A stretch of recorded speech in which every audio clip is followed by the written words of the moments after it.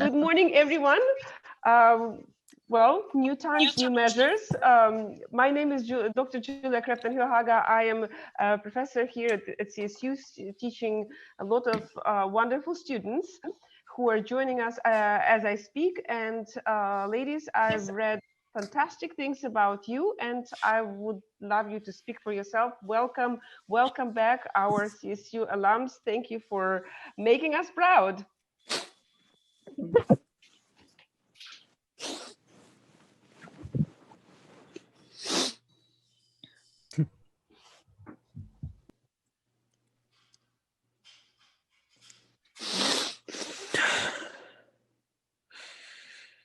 So at this point, I think we could start. And ladies, why don't you tell us a little bit about yourselves and how you got where you are, and then we'll open up floor for questions and comments. Martha, do you want to get started or do you want me to? Okay, I'll go ahead. I'll kick us off. Well, hi, everyone. It's amazing to see so many beautiful faces this morning. I'm based in New York, so it's much earlier for you all right now.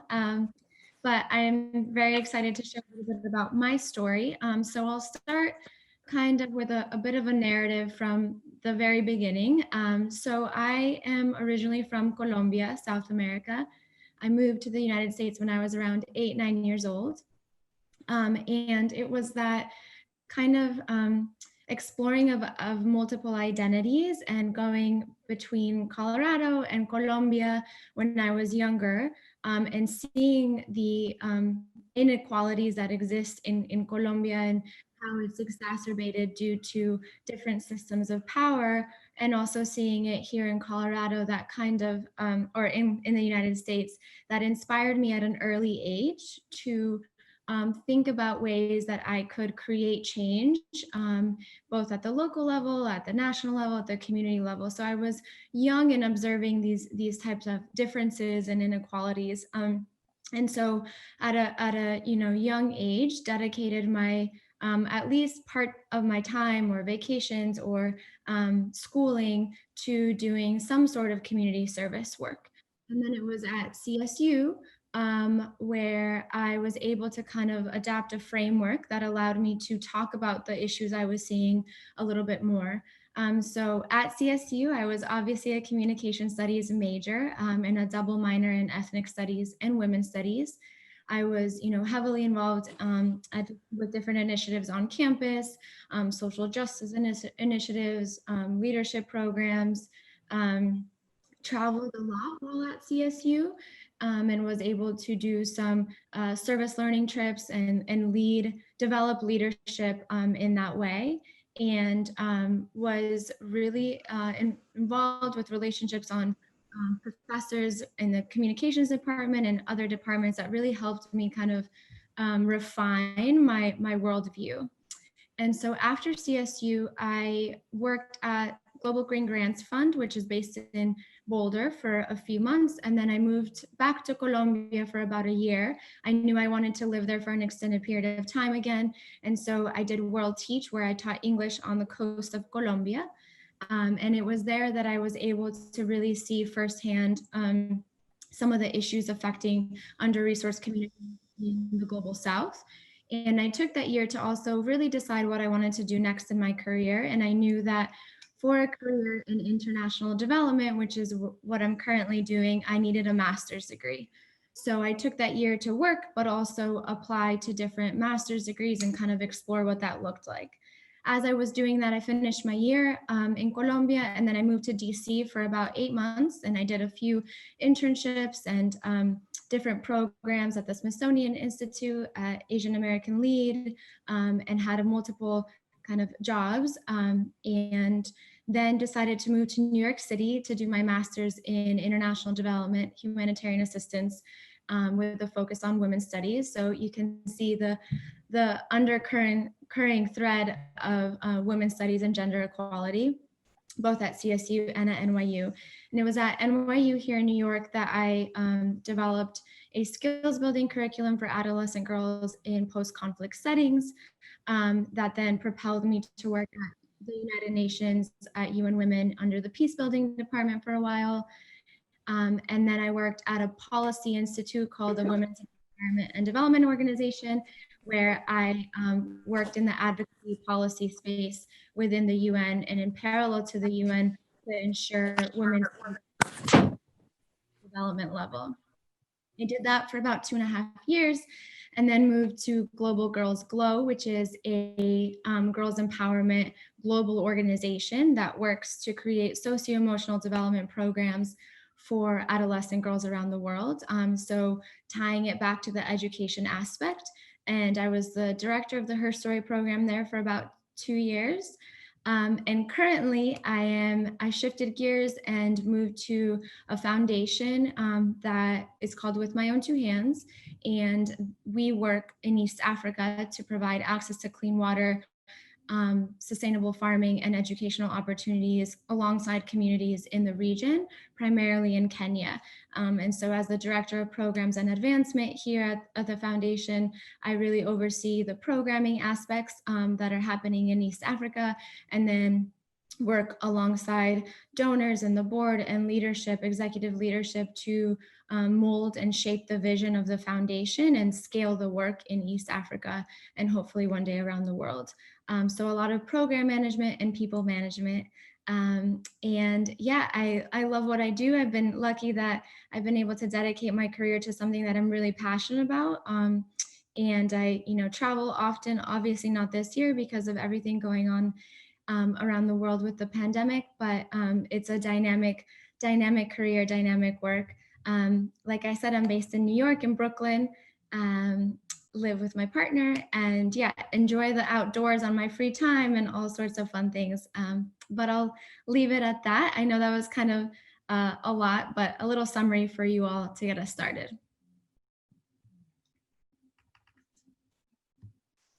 That's great. Thanks, Juliana. I am excited to follow because you've got such a great global perspective and good institutional experience and nonprofit experience. And I think that there are some similarities and differences in our paths. So I'm excited that we're paired together to work with your class today. I'm Martha Weidman. I am the CEO of a company called 9 Arts. We are based in Denver, Colorado, although we work in 35 different states and 4 different countries around the world. We are consultants and curators, so we work to pair corporations, large-scale developments with local artists in the region. And my path to this particular role has not been linear, but it's been exciting because I've been able to be in the position of leading the company through growth over the past 11 years. So to give you a little bit of a sense of scale and who we are and what we do, we work with over 10,000 artists from all over the globe. And as I mentioned before, our clients are primarily in the US, but large scale multifamily, mixed use development, hospitality, healthcare projects. And we've contributed over $35 million to the creative economy since we began and founded the company in 2009. My partner, Molly Casey, and I founded it together. And in addition to, contributing to that effort on the creative economy level, we've also been able to create full-time jobs. So we have 15 employees currently, and most of those are people who come from an arts background or a marketing background. So you might be asking, what does this have to do with communications?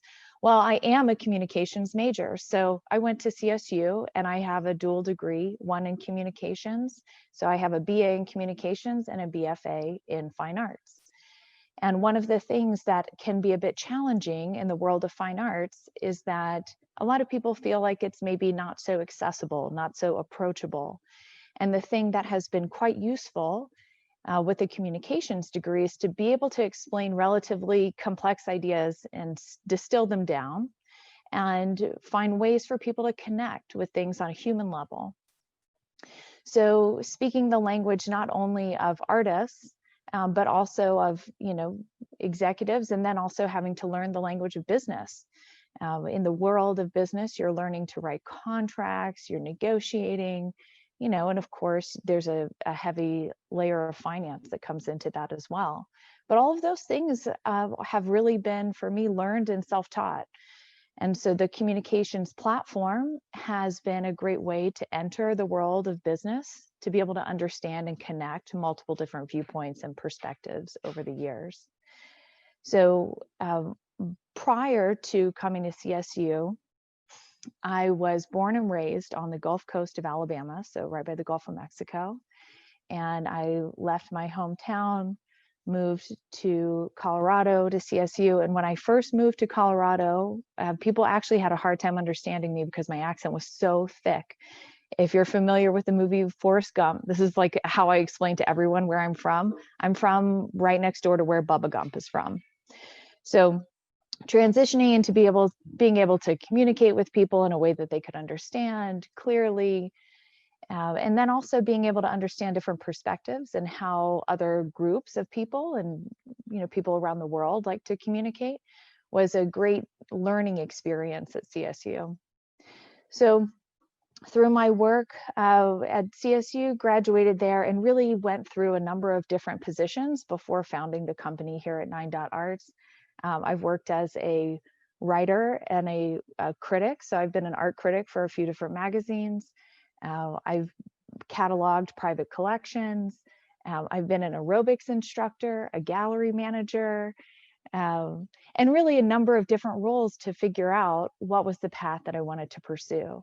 But as an entrepreneur, the most exciting thing for me has been building a company that can directly impact the creative community that we want to impact here in the US. So I can share more about that journey with your questions, but I think I'll pause there and see if there's anything else you'd like to know more about in particular.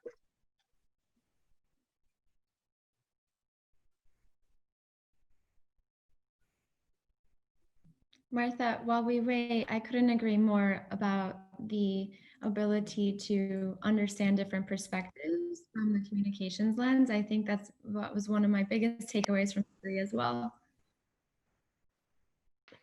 And I wanted to thank both of you for these wonderful presentations. Also, given the specific nature of this capstone class, it's called Communicating Globally. So not only is it rooted in communication studies, it also appreciates the diversity of voices and perspectives. So I am very excited about to learn about your trajectories. Exciting, and I don't want to steal any time from my wonderful students. The only thing I wanted to ask is, have you ever thought that communication studies would bring you to where you are now? And that's the only question I would like to ask, because I really want to dedicate all this time to the questions my curious students will surely have.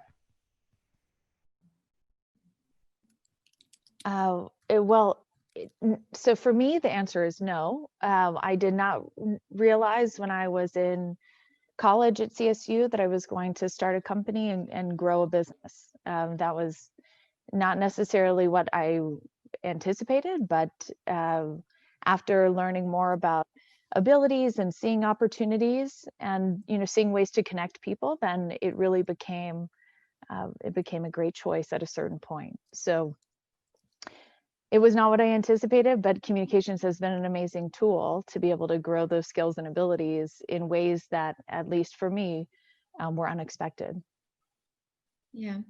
Yeah, I would say for me, the answer is kind of. I think I knew that I wanted to have a career in the global international development sector, and I knew the communications learnings I was experiencing would support that, but I didn't know how deeply rooted it would and how important it would become for my career. So at the time, I didn't anticipate it being something I would use every day in all the roles I had since. So I would say the how extensive I actually ended up using those tools and skills was a surprise for sure.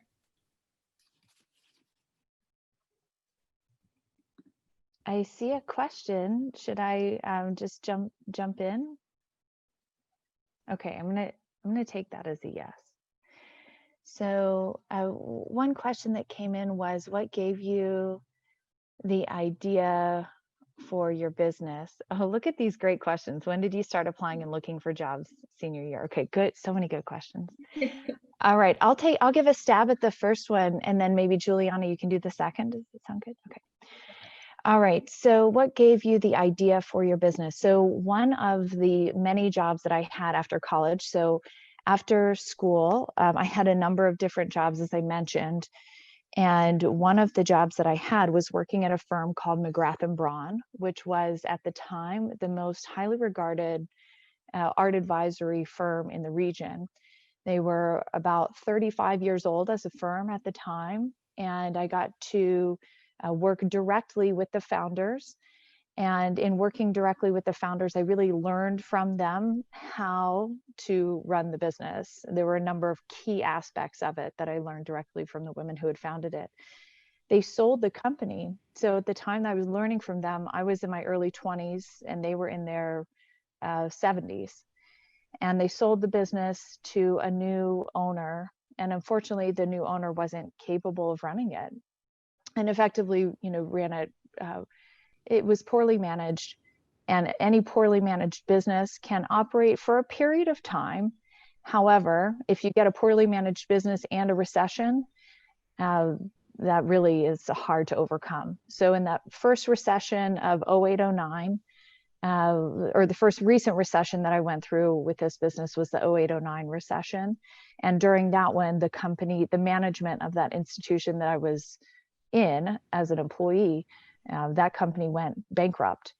And during that time of bankruptcy, I worked to help them close out that business and purchase their outstanding contracts and effectively purchase what was left of that company to become the foundational tools for 9.arts.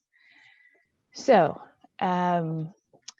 yes. So what gave us the idea was really it had a proof of concept. So if you're interested in entrepreneurship, if you're interested in starting a company, I would say that number one is proof of concept. Make sure your idea works before you give it a few little tests and experiments. To make sure that the concept is something that people will engage with and participate in, and that it has an economic engine associated with it, because then it's real. And so that entrepreneurial idea really stemmed from seeing a company that had done it well, but at the same time, we knew what we wanted to change. So we had proof of concept and enough experience to know what we would shift about that company. All right, Juliana, do you want to take the one about when did you apply for a job senior year? Yeah. I'll take that one. So I was trying to remember. So I remember doing starting like a wish list, my going into senior year, the first semester of senior year, of organizations both in Colorado and elsewhere that would be kind of my dream list to explore potentially working for, interning for. And then that was the first step. And then I started casually applying to different opportunities. I would say early second semester and throughout that semester, and even into early summer. And so my strategy has always been to kind of think of like your ultimate dream places, multiple places, so you have different options. Think about different options if you're not quite sure which one you're 100% sure about. So options and scenarios, and kind of keep doors open. So I applied to multiple, in my whole career, I've applied and researched and kind of kept doors open in multiple sectors and multiple options, which I think is a really useful kind of way to make sure that you're not limiting yourself. And so that's kind of the application process. And then just to be clear, I was applying at the end of senior year for both full-time positions, internships, and globally positions in different countries. So those were kind of my three buckets. And I ended up doing a hybrid between an internship a paid internship and part-time position at Global Green Grants Fund, and then moving to Colombia. So because I kept those doors open, I was kind of able to decide and pick and choose about what the path for the short term was.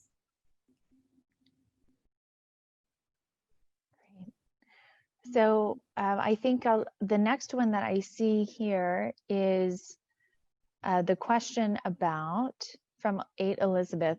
What did you originally anticipate your degree would lead to?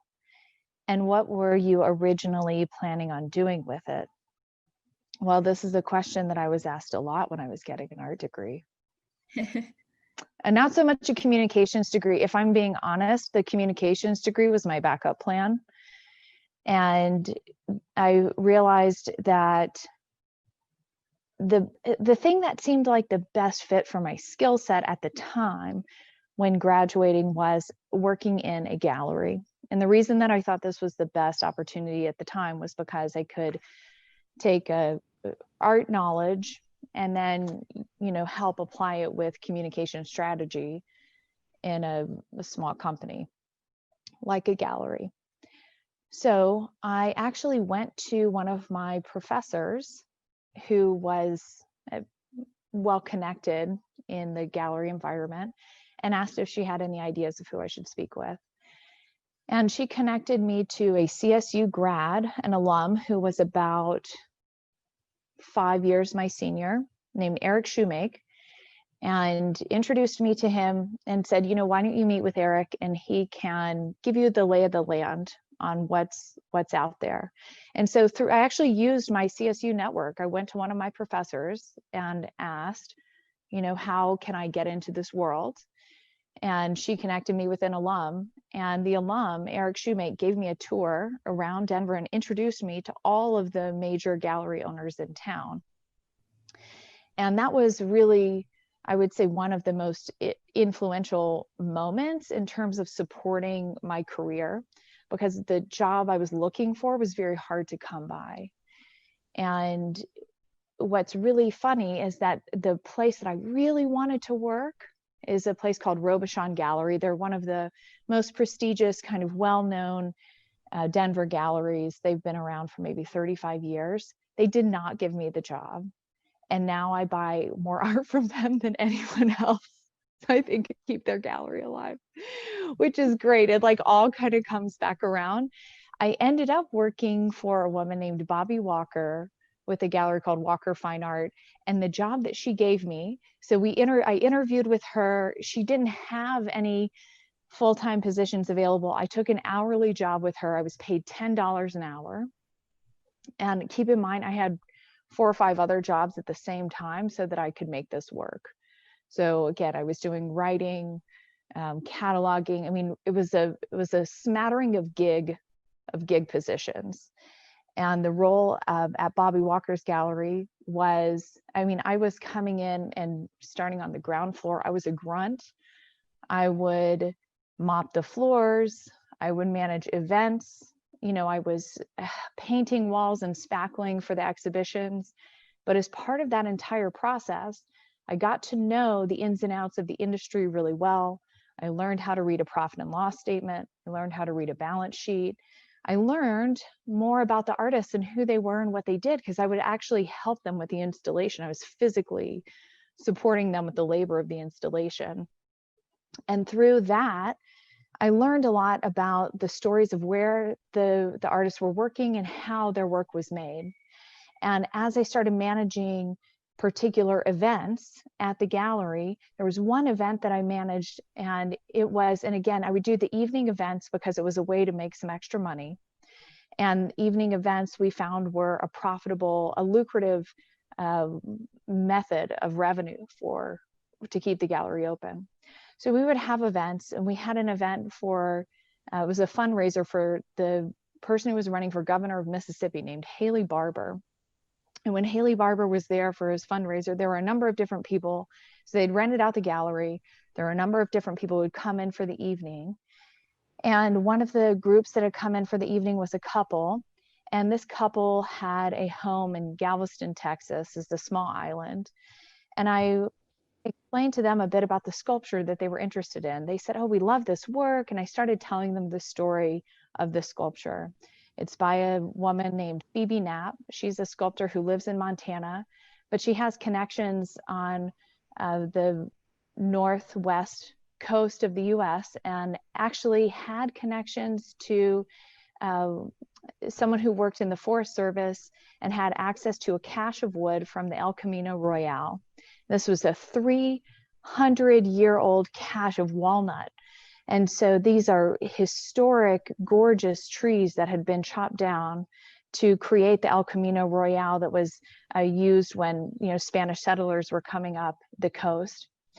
And this wood that Phoebe had access to was used to make her sculptures. And because the wood was so old, it was ancient and beautiful, you really had to do very little, you know, to sculpt it. The sculpture was really to show off the beautiful nature of the wood itself. And in explaining the story of Phoebe and the work and what she had made, I finished the story of the sculpture. And then the people who had come to visit the fundraiser for Haley Barbour said, oh, great, we would like to purchase that. And at the time, I think I was maybe 22. I had never made an invoice before. So I didn't even know how to give that to them. I said, great, well, allow me to take down your information. I'll call you in the morning and give you the information that you need. And so without even, you know, really trying to, with just telling the story, with just communicating to people this thing that they were interested in, I had made the biggest sale that the gallery had ever had in its history. So after that, I got a promotion. So all that to be said, sometimes just getting in on the ground floor, if that's the opportunity that's available for you in the industry that you love, do whatever you can to make that work, and then you make yourself invaluable. That was a great way to, a great kind of tidbit at the end, Martha. Awesome. Should I take the next one? This is working out. It's alternating with questions specifically for you and then broader ones, which is great. So the next one is, what are some of the biggest obstacles you have had to overcome in order to achieve your current positions? Yeah, there's been a lot. So I think in a lot of industries and in the international development field, there are some things that are definitely stack up against you as a young woman. And so I think ageism has been something that I've definitely experienced as I've worked myself through a director role. So starting out, you know, in my early 20s, mid 20s in this sector that is predominantly white male has been definitely challenging as I've, you know, worked through the years. So there are a lot of places in the, you know, whether it's nonprofits or non-governmental organizations or the UN or policy organizations, there's a certain expectation that you are of a certain age, or you have a master's degree and you have, you know, 10 years of experience even when you're starting out. And so that's something I had to constantly work through and push against in order to kind of carve out my space at an early age in this sector. So ageism, obviously it's a male-dominated space, which can often feel discouraging and toxic for young women, especially young women of color. So working through those dynamics takes a lot of patience and also strategy and just determination. And I think another challenge early on, I started more in the policy advocacy space, and the UN policy space is can for some people be kind of take away your altruism on your view of the world because it takes so long to create shifts in policy, and so it can feel discouraging. And at the very beginning, it was long hours, long trips, 4 weeks away from family and from partners and from being in your own home. So those grueling kind of early stages was in many ways what shaped the foundation for me for an international development career, but also was really, really challenging and stressful and high pressure. And so coming out of that, I learned, maybe this actual niche isn't exactly what I want to be working in. Maybe I want to work for a smaller nonprofit with a smaller team, more being in touch with the actual impact and the community-led work is something I learned from that. So I think one of my biggest learnings has been that no matter as challenges arise, you're also kind of figuring out what exactly that perfect role and perfect organization looks like and perfect kind of career niche. So those challenges definitely were there, especially early on, and continue to be. But you are able to kind of learn from that, builds character, and it also allows you to really hone in on what exactly it is that makes you happy and thrive in a work environment. I would also say some more recent kind of challenges as you progress into a director role or executive director role is, the people management part of the work, where the communications background really comes into play in terms of managing up, managing males from all over, managing older folks, and at the same time, observing different leadership styles for folks that are supervising you and you as a supervisor.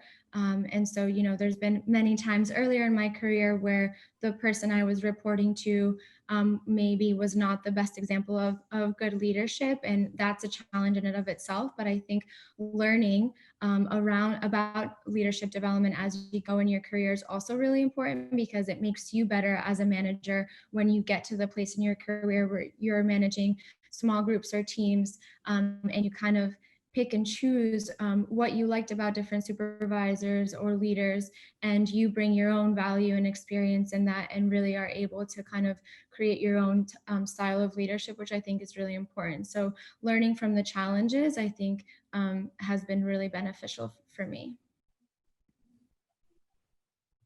Great.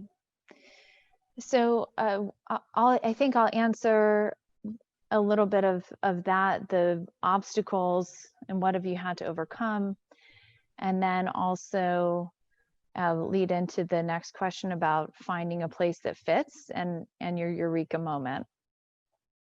So in terms of obstacles, for me, it was pretty simple. I didn't know finance, so I had to learn finance. So similar to what Juliana was describing, not only in my role as a CEO, I also started a nonprofit in Denver called Union Hall. It's a nonprofit arts and exhibition space, and founded that as the founding executive director, and then hired an ED to take over.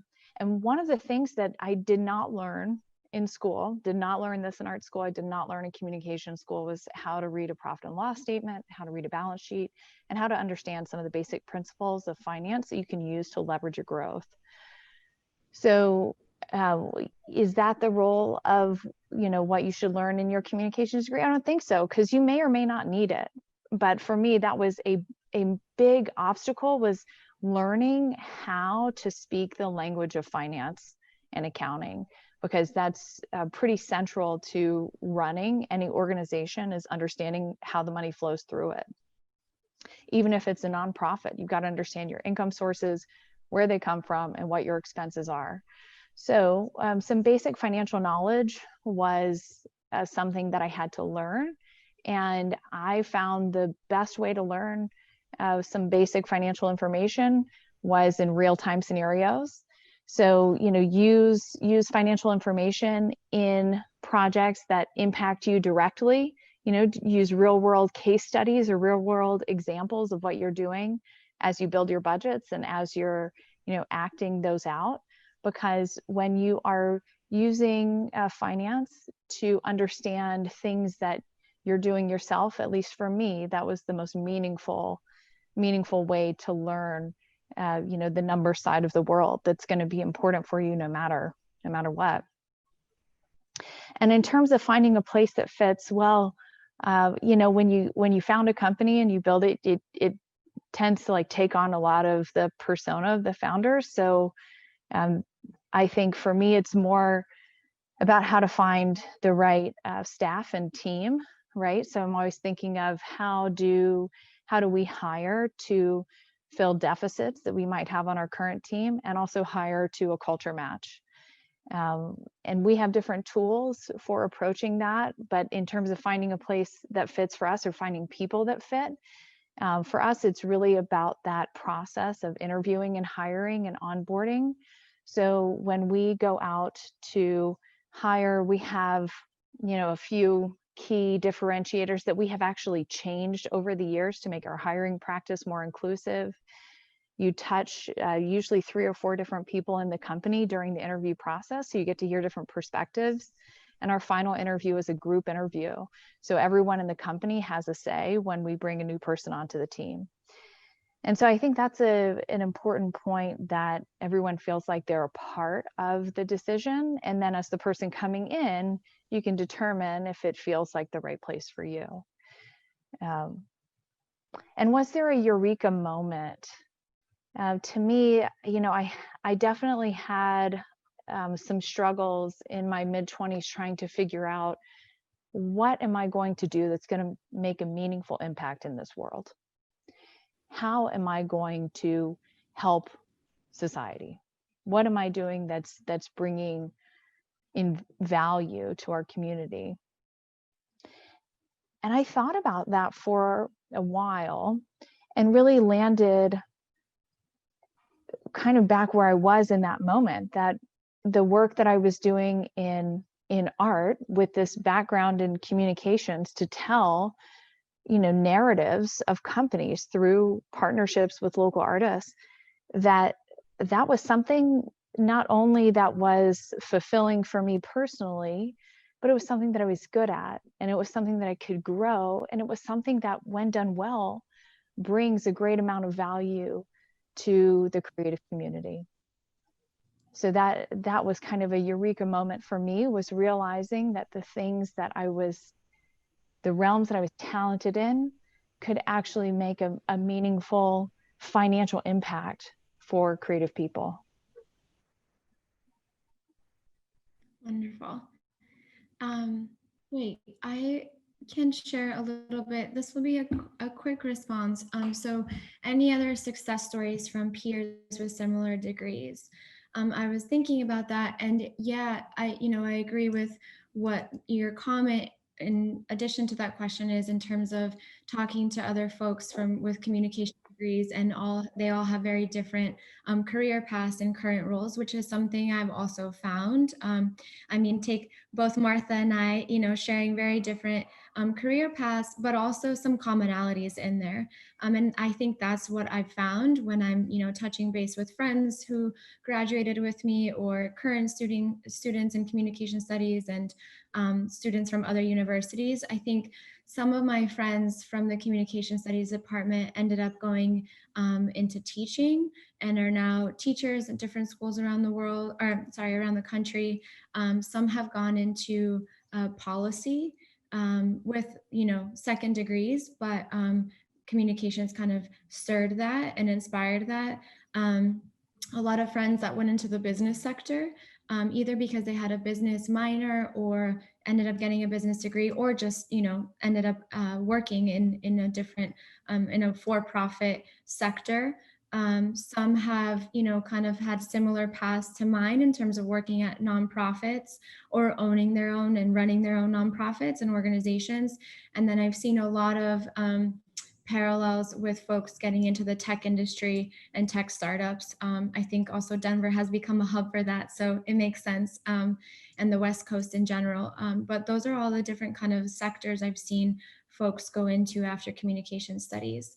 And Martha, I don't know if you want to add to that. Sure. So there was kind of a funny experience. So in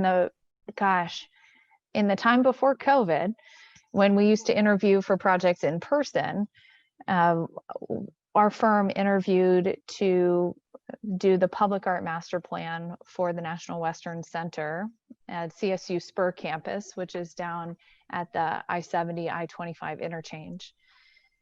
And when we went into interview, there right in front of me across the table was my colleague from CSU. We actually worked together at the Collegian, and it was it was really amazing to see someone. I mean, this was, gosh, 18 years after graduating from CSU, and there I was interviewing her for the role for the Public Art Master Plan at CSU.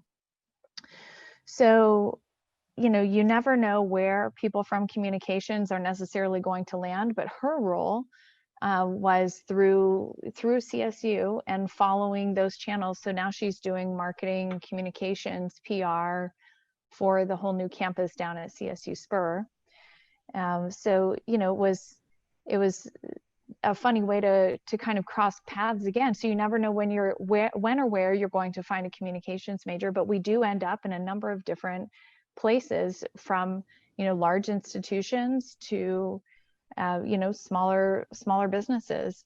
It's a bit of, in my mind, it's a bit of a Swiss Army knife degree. It's a life skill that's interchangeable that you can take almost anywhere. So let's see.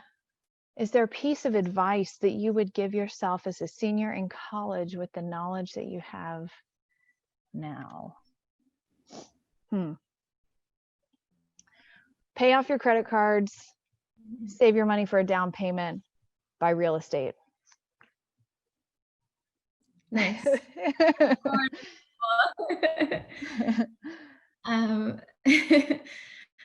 So I think we have a little bit of time that I can answer that one and the last one too. And Martha, you can jump in for the last one as well.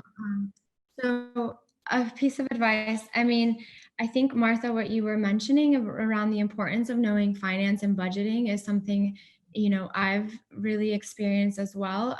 Not something tied to the communications degree, but something I wish I had learned early on, no matter what your role is, and especially as you move into your career for the director, executive director, CEO roles, that those skills are really, really important. And it's something I wish I had done more of at an early age, or familiarize myself with more.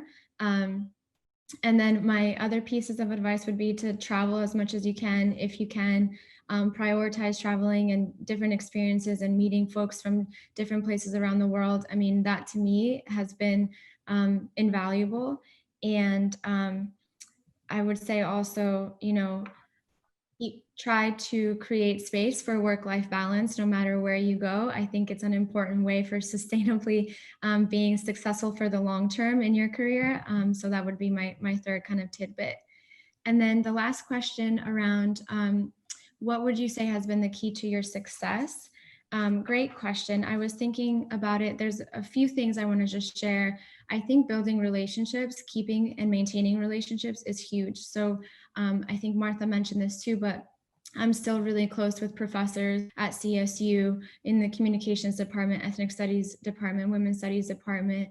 And those have been lifelong friendships and folks that have become mentors no matter where I am in my career. I have close relationships at NYU and at the UN and different nonprofits I've worked in, and building, you know, a network year to year has been really, really important for success for your own personal and professional life. I think keeping options open, like I said earlier, it has been important to me and has been what has allowed me to work in so many different kind of sectors within the niche of international development. I think leading with empathy has been huge. You can be a strong leader and not be as empathetic or not listen as effectively, and can silence and not, you know, lead your team in the best way possible. So I think that kind of leadership is huge, especially for today's day and age. And I think lastly, what has helped me in my success has been viewing the world and the project at hand, or the decision at hand, or the hiring at hand, or whatever it may be, from an intersectional lens and a community first lens. But what I mean by intersectional lens is viewing things from a prism of how is this decision or this project affecting women, affecting under-resourced communities, affecting different identities that come into play with any given decision. And the communications kind of degree is really what built that and helped me frame, have that framework for viewing the world. And that, I think, is invaluable as well, and has allowed me to be able to work in so many different spaces and do so meaningfully and impactfully.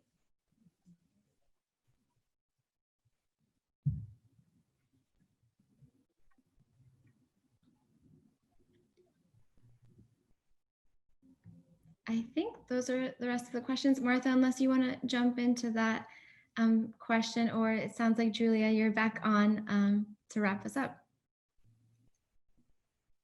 Yes, ladies, it's been a wonderful panel, and I wish we could spend more and more hours to learn how to apply all the wonderful skills you have, and also thank you for sharing those absolutely amazing life experiences with us. Thank you very much, and it's been a pleasure to have you, and I hope to hear more of those absolutely fantastic stories from you, because you will from now on be officially inspiration on record for our capstoners. Thank you very much.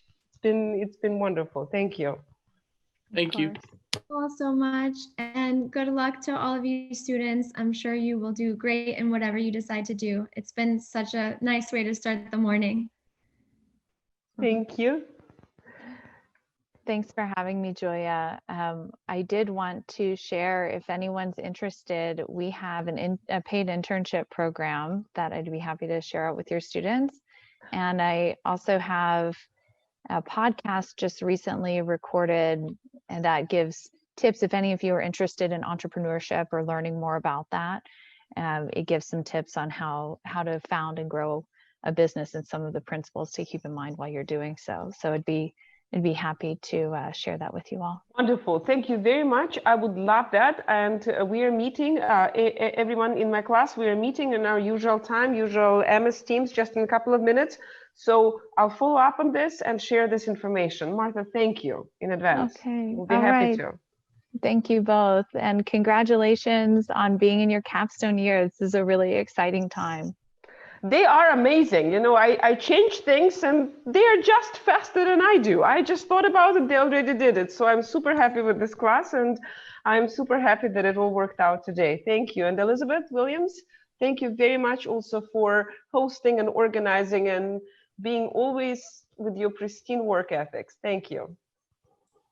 Thank you both, and thank you, Julia, Dr. Julia. It was good to see you this morning. Bye-bye. And congratulations, students.